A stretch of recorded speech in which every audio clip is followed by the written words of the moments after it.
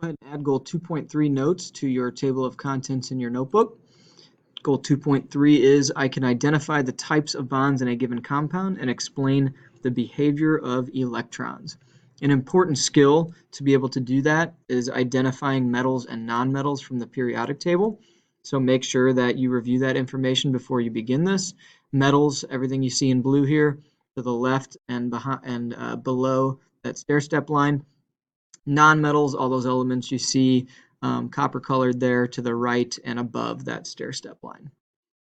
When a metal bonds with a nonmetal, so we have one metal element, one nonmetal element, and they're going to form a bond, what happens is the reason that that bond is formed is because an electron is transferred. So one element gives the electron away to another element. That is what we call an ionic bond because it is formed by ions.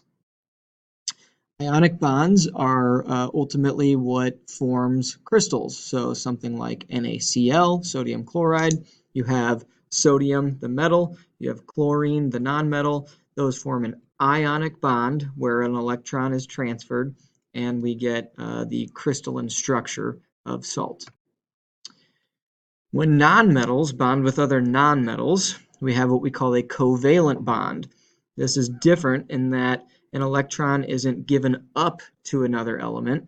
Electrons are actually shared between two atoms. Covalent bonds are what form molecules. So all of the atoms in a molecule are covalently bonded together, meaning it's sharing electrons with every other atom that it is bonded with. We also have what are called metallic bonds. When metal atoms are near other metal atoms, they form metallic bonds. And instead of electrons being transferred or shared, they're actually free to roam around wherever they please amongst those metal atoms. Now, metallic bonds, we got to get this straight. They occur in metal elements, so not necessarily compounds. It could be a pure element like copper or aluminum.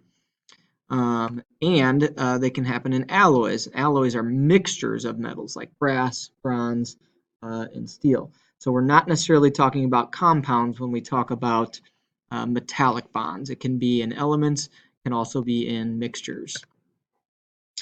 To tell what types of bonds a substance is made of, you need to identify the types of elements in the substance, whether they are metals or nonmetals. That's the essential skill here. So something like CO2. We would have to consult our periodic table, find C, carbon, find O, oxygen, and we would find that they are both nonmetals.